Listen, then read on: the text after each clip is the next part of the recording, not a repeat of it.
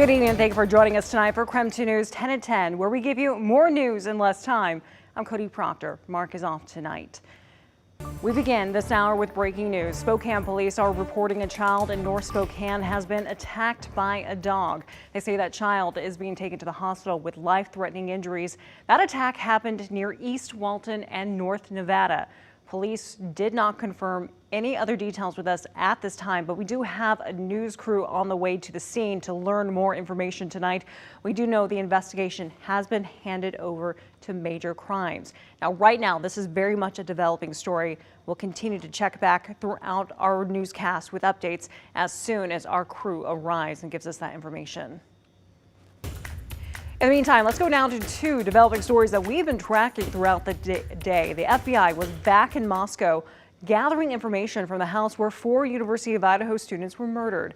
What that new information could be used for in the eventual trial is coming up. But first, we also learned new information tonight about a fire that killed 2 kids yesterday.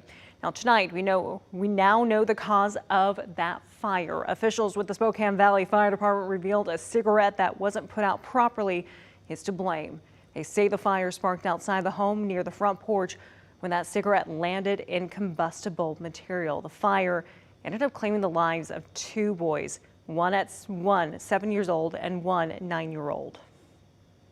It's incomprehensible when you have to go to a child that has died.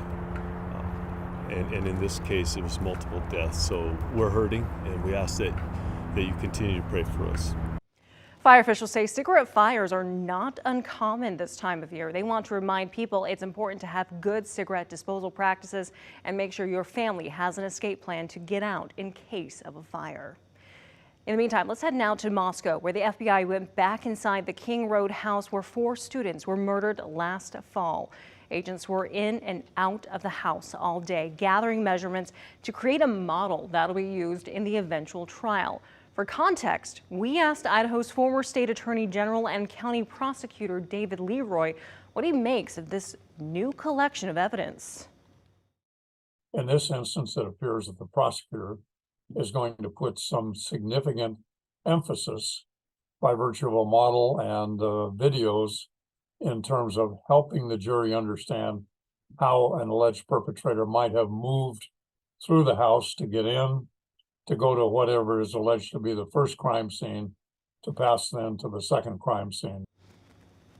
Now, the Kernodle and Gonzalez families released a statement today thanking the university for listening to their concerns about preserving evidence at the house.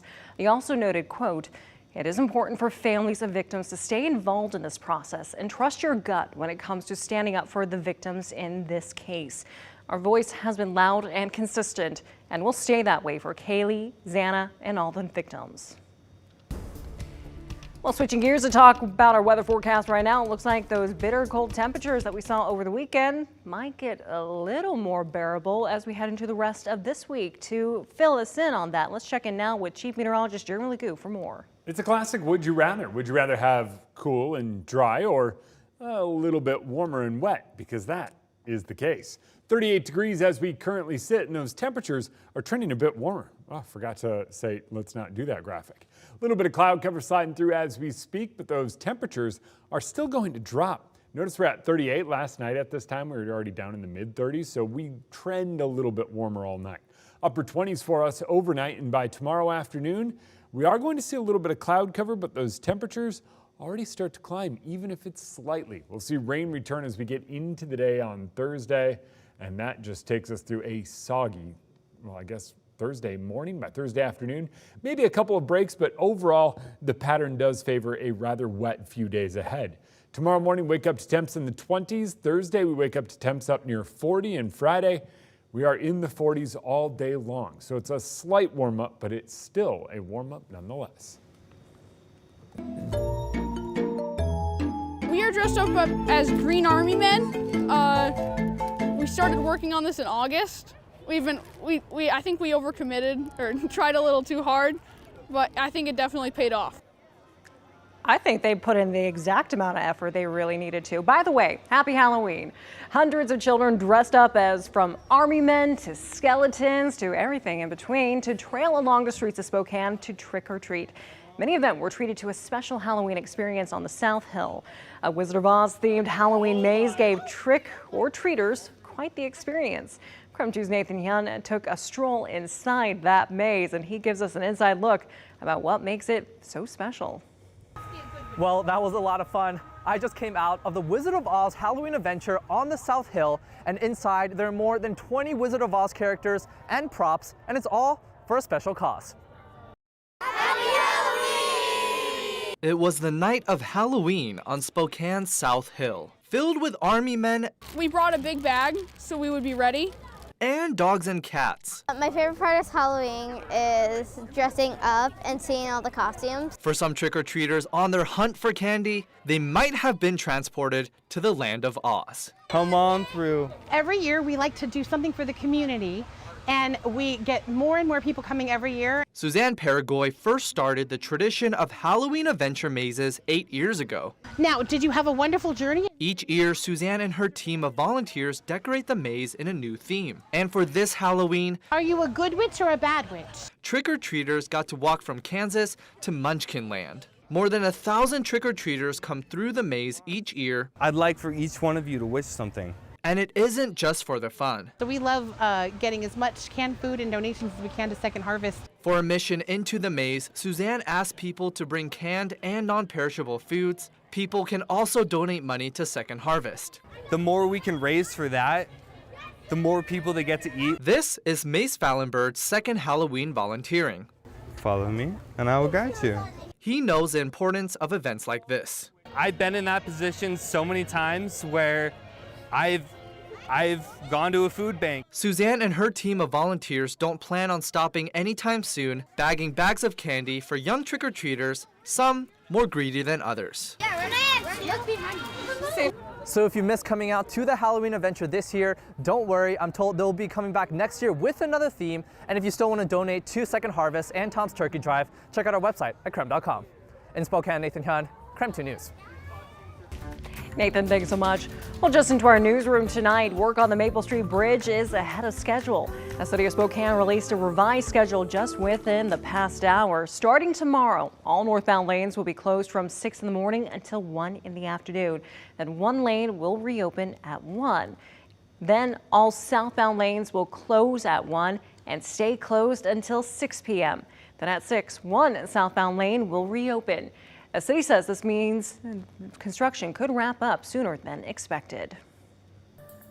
Let's go to Night Beat right now for a quick look at the day's top stories. Tonight, a man looking for his biological father solves a decades-long Spokane mystery. Authorities say the son pieced together DNA clues about who his father might be, and it turned out to be a man whose body lay unidentified for decades. Authorities say that man has been identified as Clifford Bipps.